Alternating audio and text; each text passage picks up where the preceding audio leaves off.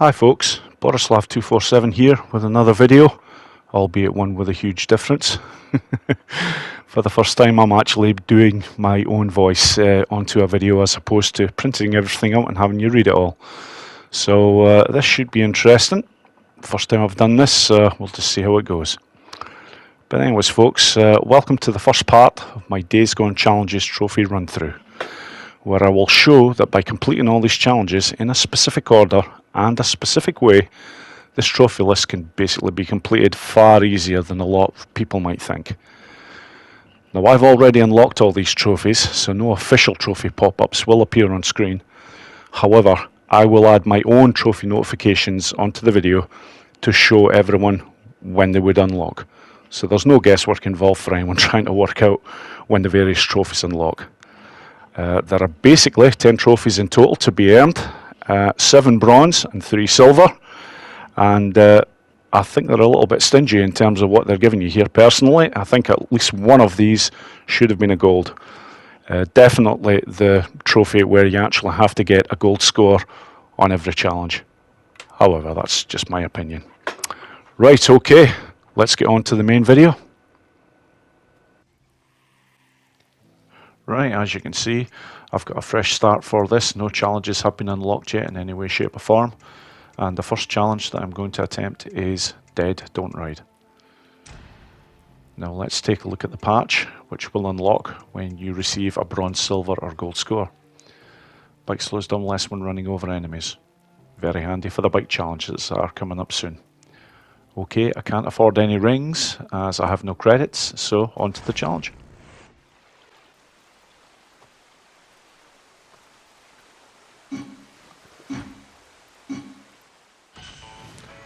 Okay folks, and we're off. Right, I always start with this challenge for one very simple reason. Basically, the golf cart is indestructible and it comes with a permanent boost.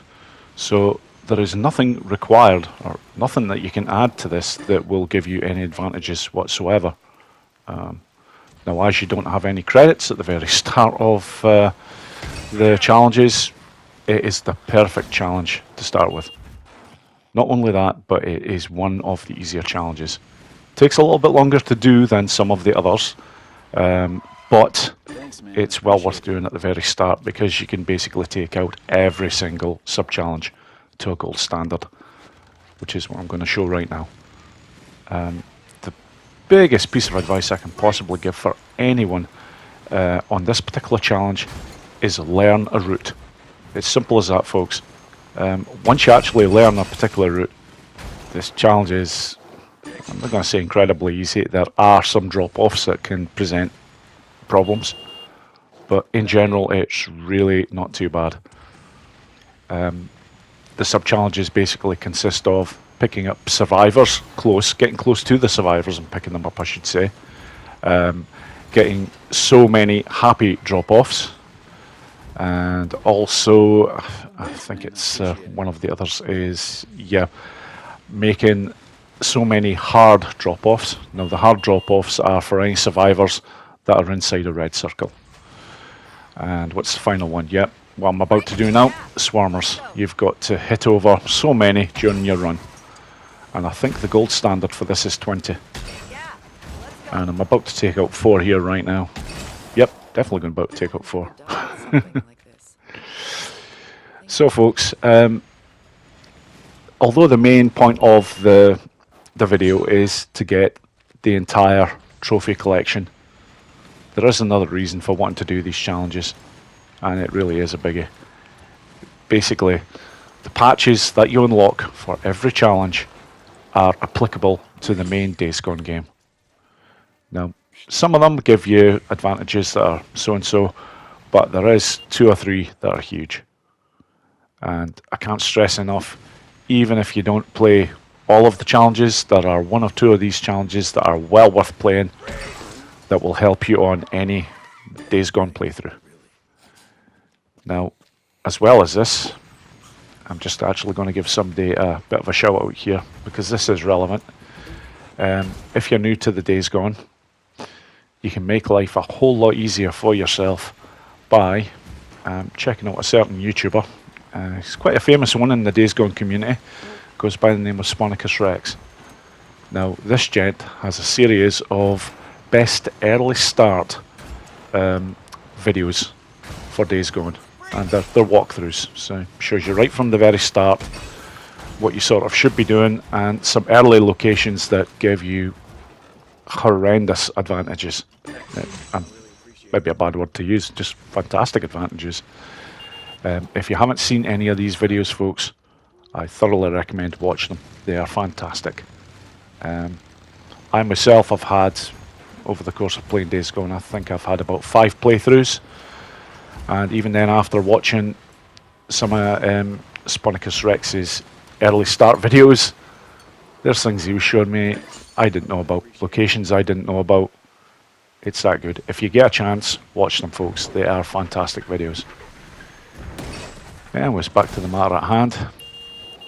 As I said before, this challenge is just all about knowing a good route.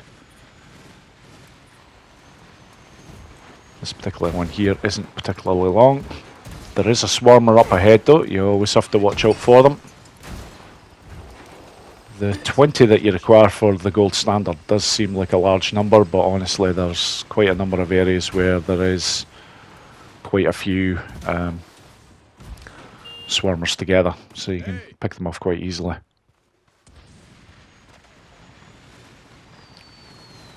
Now, as I mentioned at the beginning of the video, I am doing these in a particular order. There's very good reason for this. Namely that each particular patch will unlock a particular skill or some advantage, and basically by doing them in a particular order, you're just going to give yourself advantage upon advantage for the forthcoming challenges. And eventually, because I take out certain challenges at the start, you build up rather a large amount of credits, which come the end challenges, where some of the sub-challenges for these end challenges are quite lengthy. You can make light of work of them by basically just getting a bronze on certain sub-challenges. Because that's a big thing, folks. Not every sub-challenge on these challenges has to be completed to a gold standard. The trophy for involving the sub-challenges basically just states you need to get a medal on every sub-challenge. So it doesn't matter whether it's a bronze, silver or gold. And the difference between the bronze ones on the Infinite Hordes especially are huge. I'll give a perfect example on Surrounded. I think you've got, for a bronze sub-challenge, you have to pick up 250 free careers, which isn't too bad. The gold standard, you've got to pick up 1,000, I'm pretty sure it is, or 999. It takes a good wee while longer. And there's one or two other challenges, again the Infinite Horde ones, that are very similar. Some of the gold requirements for some of their sub-challenges can be quite lengthy, but the bronze ones, relatively quick to do, which I will show later on. Because the Infinite Horde challenges, trying to do them all to a gold standard and getting a gold medal on every sub-challenge probably take around about 45-50 minutes. I'm expecting to be able to complete them later on in around about 25 or less, 25 minutes or less. Yeah, let's go. Now, oh, I've just about completed this challenge. That's fantastic. Now, I did say that the golf cart is indestructible. However, there's only 2 ways that you can finish this challenge early. One is if you run out of time. That's not going to happen anytime soon. But the other is, you can fire your cart into some water, deep water. Because the golf cart might be indestructible, but the person inside will drown. And there we go, folks. That is the first 3 trophies unlocked just by that first challenge alone.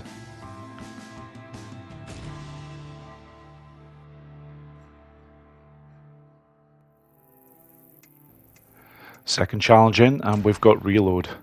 The reason why I picked this one is the patch for this particular challenge gives you more advantages for the bike challenges, which I will be doing next.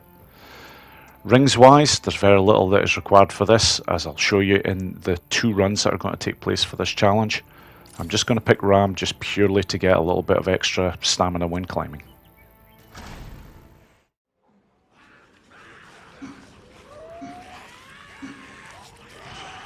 Right folks, barrel and canister hits are purely just to give me a little bit more time here. So focus cocktail in place, then select the BFG eventually. And it's 10 shots just to get the multiplier going, and then we're moving on to the next section.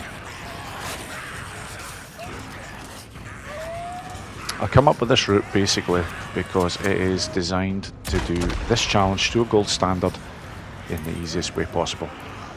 And this really is. Anybody should be able to do this because there's not really any parts of it that are difficult.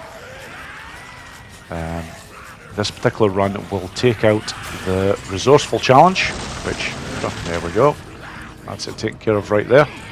And this challenge will also take care of the Pyromaniacs challenge, as well as getting a gold score. I'll climb up here. Again, this is purely just to keep the multiplier going because I'm not really wanting to kill too many freakers with anything other than explosions from barrels or barrels, canisters or tanks. The pipe bomb does not do anything for the Pyromaniac sub-challenge, so let's see how we're doing here. Yeah, we're doing pretty well at this point. Pyromaniac, to be completed to a gold standard, requires 125 freakers killed through these explosions. And I'm already well on the way.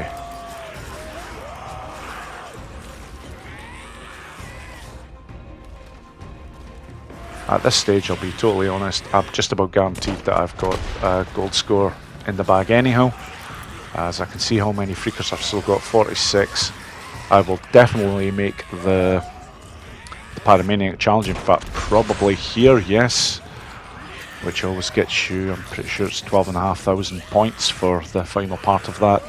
And I will also get a time bonus for completing this a bit earlier than you should. So even if I was shy of the 80,000 required for the gold score, I would get it here.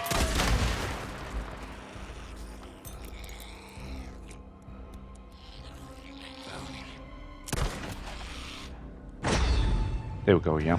Just seen the bonus on the left hand side appear for the time bonus I should say, which was 11,000. So that's perfect. That's 2 of the sub challenges taken care to a gold standard, as well as a gold score.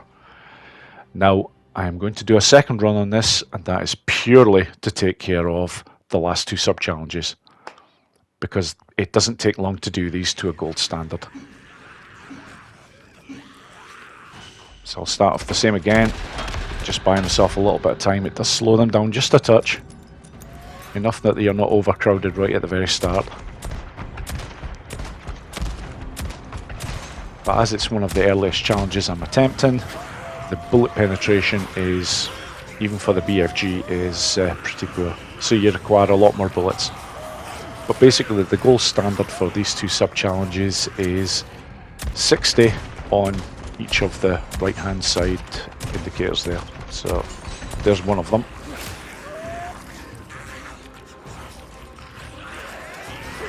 It's just all about filling the freakers with bullets. Done. That's it. That's the second challenge taken care of, and completely. That's a full house. Okay, on to the third.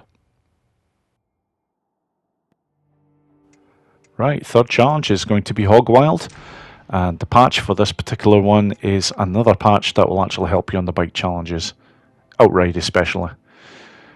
So, rings wise, now on all of the bike challenges, all I'm looking for with the rings are the ones that actually repair or protect your bike. In this case, it is the snake ring and the one beside it, tire. Bike damage is reduced while boosting. Okay, let's do this.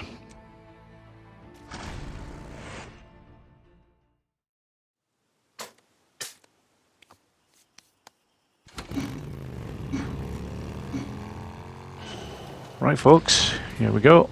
Biggest thing to remember on this challenge is just make sure that your finger is firmly pressed on the R2 button, which is your accelerator, and do not let go of it. Because if you do, the time on the top right there, which currently says 20 seconds, will start to go down. Now, to get the gold level requirement for this particular sub-challenge, you cannot let that timer fall below 18 seconds. And if you do, honestly folks, just restart the challenge, because the gold score will be very difficult to get at that point. At the very end of the challenge, if you do that particular sub-challenge to a gold score, you will receive an extra 50,000 points. Fall below that 18-second mark, and all of a sudden that 50,000 bonus at the end is reduced to 25. So it really does make things difficult. Other thing to note about this challenge is one of the sub-challenges requires you to boost for a total of 60 seconds for the gold level requirement. Now, I'm not going to do that. You can get away with simply doing a boost for 20 seconds in total to get you the bronze level. And on this challenge, that is what I intend to do, because the full 60 seconds boosting takes a little while to do. It's just really annoying, to be quite honest. And given that I already have such a good start on the first two challenges, there's no need to get the gold level requirement for it. Every other sub-challenge should be taken care of here. One of the sub-challenges requires you to get a full 20 seconds of airtime on the bike. And honestly folks, just taking the route that you have to, there's not really any leeway for going other places here. You have to constantly go through the arches. The 20 seconds really is not too hard to get at all.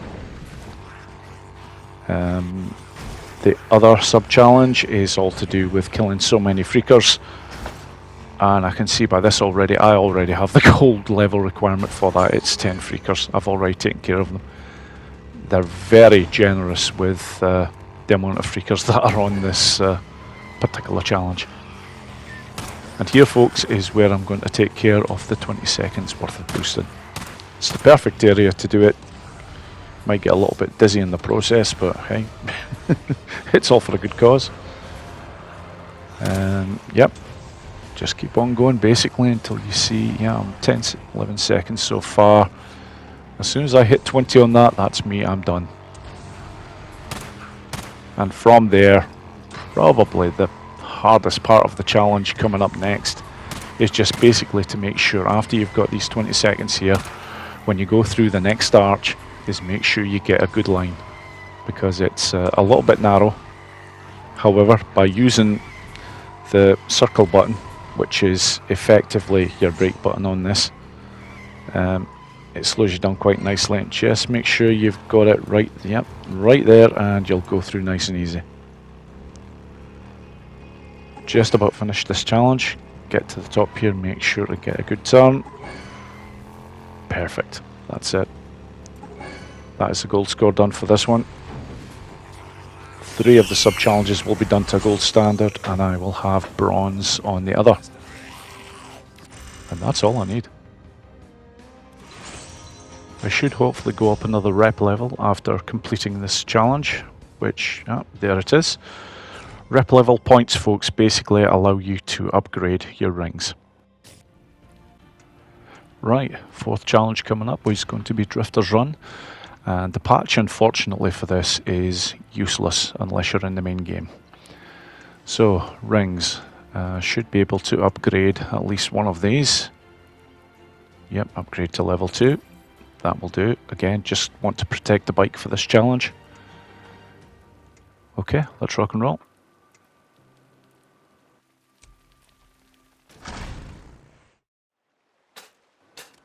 Quick tip at the start, folks. L2 and R2, hold them together, then let go of L2 just before you start, and you'll get a fast start just like that. Now this particular challenge is very similar to Dead Don't Ride, as in basically if you have a good run route, this challenge becomes pretty straightforward. not too difficult at all, because it will basically take out most of the sub-challenges very easily. Now, the sub-challenges involved for this one are using the ramps. You need to use 14 of them. By following my run, you won't have a problem that way. It will take care of 14 very easily. Another sub-challenge involves drifting for 20 seconds to get the gold standard. Again, there's plenty of opportunities on this particular challenge, like here for example, in order to get that done. There is also a time sub-challenge. In order to get the gold standard for this, you need to complete this course in under 2 minutes and 35 seconds. Now, this one is actually quite an important one because you get a 30,000 point bonus at the end if you complete it within that time. 2 minutes 35 or less. And using this run route, folks, you shouldn't have that problem.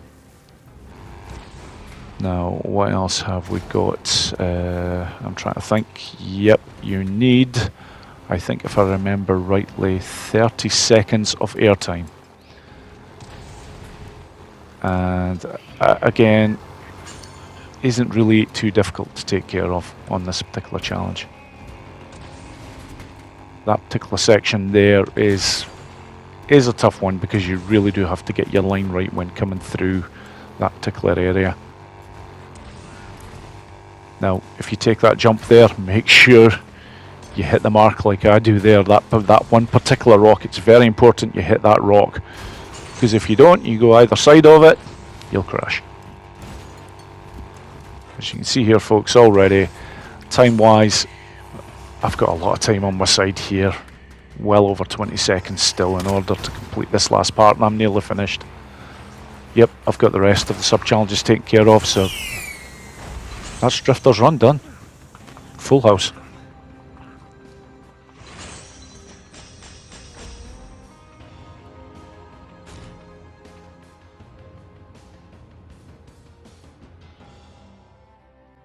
Right, fifth challenge is going to be Outride, and the patch for this particular one is melee weapon durability, which is very useful for one of the later challenges.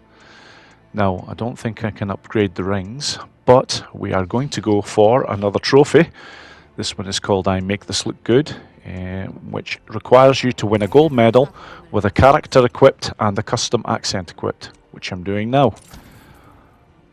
In order to get this trophy now, all I need to do is get a gold score. Right, folks, just use the same trick as what I did in Drifter's Run. L2 and R2 held together, and just before you start, let go of L2. You get a much quicker start. Now, this particular challenge is very similar to the rest of the bike challenges and Dead Don't Ride. If you have a good run route, it becomes so much easier. And this one, I believe, for taking care of all the sub-challenges in the easiest way, is the optimum route for me. One of the sub-challenges which I'm taking care of right now is killing 15 swarmers for a gold standard. You also require 25 seconds of drift time total and 33 seconds of air time, as well as, I think there's a sub-challenge. The last one is for, I think it's called Sick Line. Basically, you just have to have a scoring run. Throughout the entire run, you basically need to be scoring, whether it be with drifting or jumping, but honestly, not that bad as there's lots of jumps. This part of the challenge, folks, is probably the hardest. Although it sets you up nicely, you've really got to just make sure everything is lined up correctly to get over that section. After that, it becomes far easier. There are a number of routes you can go around this area, but I choose this one as you do get a lot of air time taking this particular way here. Now, just make sure you don't overshoot that particular one. That is one part that can undo you. And believe it or not, this is actually a slow version of an Outride run, which generally myself, when I'm gunning for the big scores, I would do it a lot differently from this. Also worth noting, there is another fellow YouTuber that goes by the name of Lee B. He also does this Outride challenge to an insanely high standard. He has one of the fastest runs in the world, and if you ever get the chance, watch his video. It's fantastic. Now, how are we getting on here? Yep, just about finished. We've got the drifting in place. Now, this last ramp here, make sure you either go straight over it or to the left. If you go to the right of it, you will crash. But there we go, folks. That's a full house again. And that will get us the 4th trophy, which should pop up on screen now with my dodgy graphics. Yes, there it is. Fantastic. And a rep level increase. That's great. That will help us upgrade a few more rings. Now, the 6th challenge is Ambush Camp Rush. And this challenge is very special as it has the best patch you can possibly get in the entire game. It's bullet penetration. You desperately need it for some of the later challenges.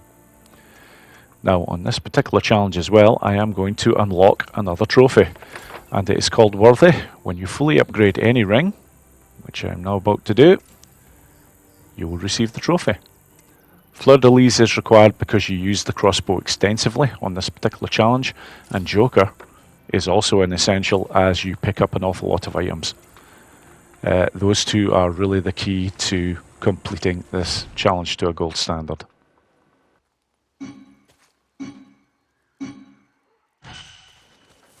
If anything's going to go wrong on this challenge, folks, trust me, it's going to go wrong in the first 40 seconds.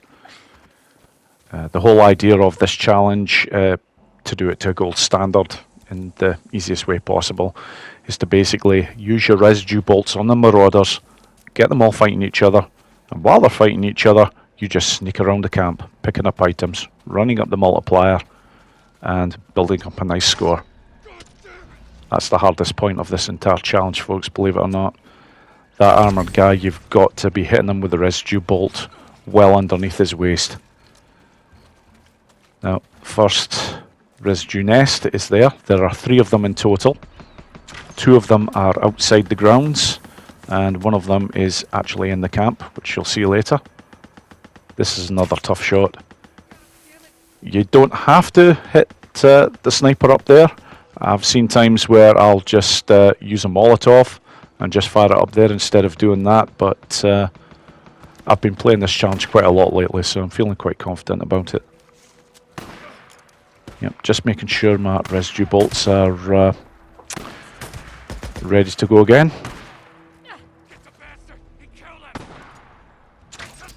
Got him. Make sure to use survival vision all the time, folks, on this challenge especially. It is so handy and essential on this one. You really need to know where they are. I placed that mine there for a very good reason. There is a flamethrower guy who normally, when he is not away at the other part of the camp fighting with people, that is normally where he patrols. By placing that mine there, you'll never see him.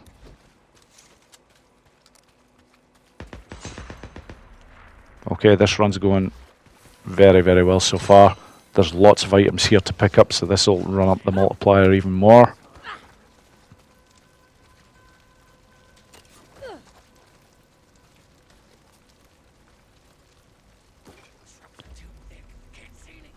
Yep, really have to think about hitting some more of them now with residue bolts. And there's the first guy, he's getting it. Yep, when you hit them with a residue bolt, you know, because the blue sign appears above their head. Another piece of information, folks, worth knowing, that when you do hit a marauder with a residue bolt, they can still fire at you, because they'll basically fight anyone. However, once they're under the influence of a residue bolt, they will not alert the camp if they see you.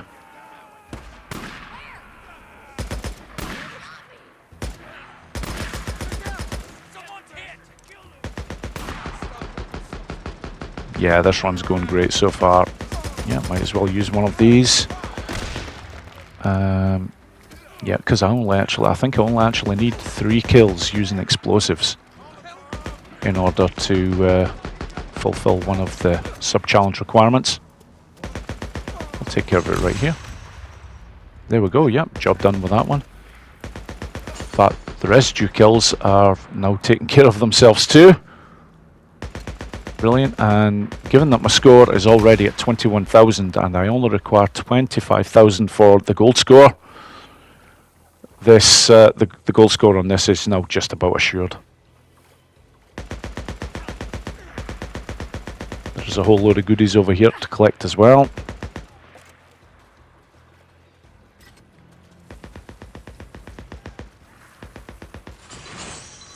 Nice.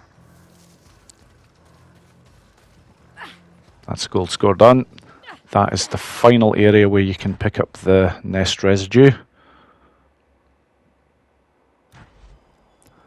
And up here is a very important item as well. When I'm not falling off the roof, that is. It's basically the BFG. Now, if you start using the BFG, you will alert the camp, unless of course you have a silencer for it. And it just so happens a hut just up ahead actually has one of these. But there's a guy over there, I need to take care of him first.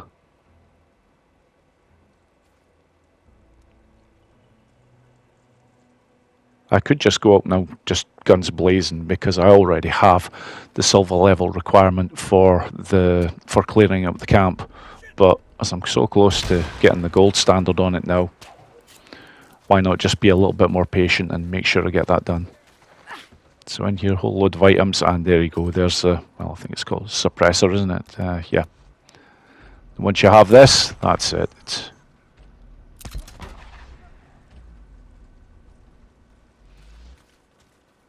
Good stuff. The last thing really I need to be thinking about now is time. To get to a bronze standard on the sub-challenge for time, you need to complete this course in 5 minutes and 30 or less. I'm only using the Molotov there because I'm only 1 kill away from getting a silver substandard on Crafty. Yep. That's great. I've got 30 seconds now to find the last person. And this will be a completely successful run. Yeah, brilliant. Right, and that, folks, brings us to the end of the first video. 5 trophies already achieved, another 5 to go in the next video. Stay tuned.